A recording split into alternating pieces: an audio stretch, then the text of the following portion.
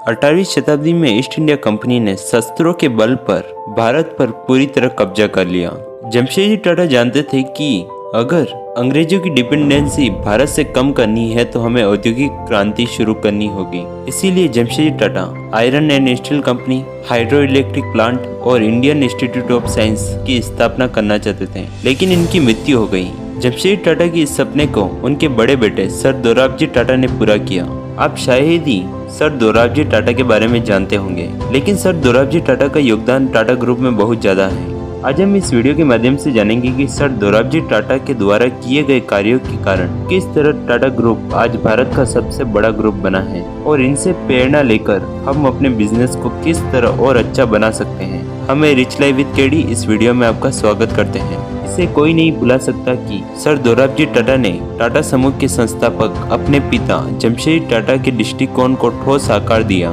Sir Dorabji Tata का जन्म 27 अगस्त 1959 को बॉम्बे में हुआ। अपनी प्रारंभिक पढ़ाई इन्होंने बॉम्बे के प्रोप्राइटरी हाई स्कूल से पढ़े। 16 साल की उम्र में ही इन्हें इंग्लैंड के कैंट में एक निजी इंस्टीट्यूट के पास भेज दिया गया। 18 साल की उम्र में इन्होंने कैम्ब्रिज में गेनविल और केएस कॉलेज से अपनी पढ़ाई की। सर दोराबजी टाटा को खेलों से बहुत ज्यादा प्रेम था। कैम्ब्रिज में पढ़ाई करने के दौरान कई सारी प्रतियोगिताओं में भाग लिया। क्रिकेट और फुटबॉल में कई सम्मान भी जीते। कॉलेज में टेनिस भी खेला और उसके कोच भी बने और एक अच्छे घुड़सवार भी थे। सर दोराबजी 1879 में बॉम्बे लौटे, सेंट जेवियर्स कॉलेज में शामिल हो गए, जहां से 1882 में आर्ट सब्जेक्ट में ग्रेजुएट हुए।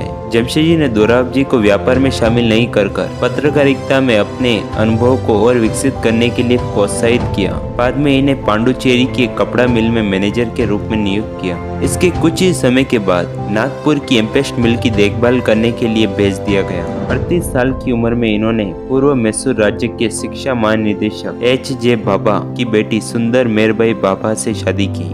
उस समय जमशेदजी 3 बड़े विचारों पर काम करना चाहते थे, जिसमें पहला इंडियन इंस्टीट्यूट ऑफ साइंस की स्थापना करना, जिससे कि भारत की आने वाली पीढ़ी साइंस और टेक्नोलॉजी के माध्यम से देश को और अधिक उन्नत बनाए। दूसरा, एक स्टील प्लांट की स्थापना करना, जिससे देश में इंडस्ट्रियल रेवोल्यूशन की शुरुआत हो।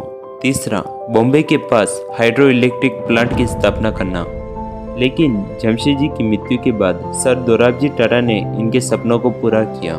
शुरुआती दिनों में दोराबजी ने संकट से कंपनी को बचाने के लिए अपना निजी भाग्य दांव पर लगा दिया। प्रथम विश्व युद्ध के बाद कंपनी को 5 गुना तेजी से काम करना पड़ा। लगभग उसी समय कंपनी का सबसे बड़ा आयरन भंडार जापान में भूकंप के चपेट में आ गया और स्टील की कीमतें गिर गई और अपने कर्मचारियों के वेतन का भुगतान करने के लिए पर्याप्त पैसा नहीं था। सर दोराबजी टाटा ने ऋण प्राप्त करने के लिए अपनी सारी संपत्ति और अपनी पत्नी के निजी जेवर गिरवी रख दिए। बॉम्बे का hydro electric plant. Jamshedji Tata ने भले ही बिजली पैदा करने के लिए जल विद्युत का उपयोग करने का सपना देखा, लेकिन सर दोराबजी टाटा ही थे जिन्होंने आखिरकार टाटा पावर की स्थापना की। सर दोराबजी टाटा ने हमेशा ही अपनी उपलब्धियों का श्रेय जमशेदजी टाटा को दिया। एक बार उन्होंने एक इंटरव्यू में कहा था कि मुझे देश की सेवा करने की प्रेरणा अपने पिताजी से ही मिली है। दोराबजी टाटा को खेलों से बहुत ज्यादा प्रेम था। उन्होंने भारतीय ओलंपिक संघ के मजबूत संरक्षक और समर्थक बन गए। इसे कोई ठुकरा नहीं सकता कि 2020 में एटवर्स बेल्जियम में हुए ओलंपिक खेलों में भारत की भागीदारी का श्रेय सर दोराबजी को ही जाता है।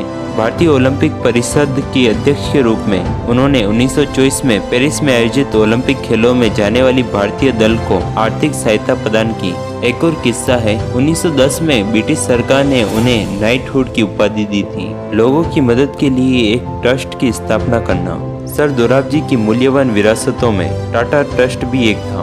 अपने पिता और अपने भाई की तरह उनका मानना भी था कि धन को हमेशा रचनात्मक उपयोगों में लगना चाहिए। अपनी पत्नी की मृत्यु के 1 साल बाद ही उन्होंने अपनी सारी संपत्ति टाटा ट्रस्ट में डोनेट कर दी। अपनी पत्नी की स्मृति में लेडी टाटा मेमोरियल ट्रस्ट की स्थापना की, जिसका उद्देश्य रक्त संबंधी रोगों का इलाज करने में और अध्ययन में सहायता प्रदान करना था, और टाटा मेमोरियल अस्पताल की स्थापना की जिसका उद्देश्य कैंसर संबंधी रोगों का इलाज करना था। 11 अप्रैल 1932 को सर दोराबजी टाटा इंग्लैंड में अपनी पत्नी की कब्र पर जाने की उम्मीद से यूरोप के लिए रवाना हुए। यात्रा के दौरान ही 3 जून 1932 को जर्मनी के बेड किसेजेन में उनकी मृत्यु हो गई। उन्हें इंग्लैंड के बुकवुड कब्रिस्तान में उनकी पत्नी की बगल में दफनाया गया। अगर आपको वीडियो पसंद आई हो तो लाइक एंड सब्सक्राइब जरूर करें। यह हमारी टाटा ग्रुप पर सीरीज की तीसरी वीडियो है। हम ऐसे ही मोटिवेशनल वीडियोस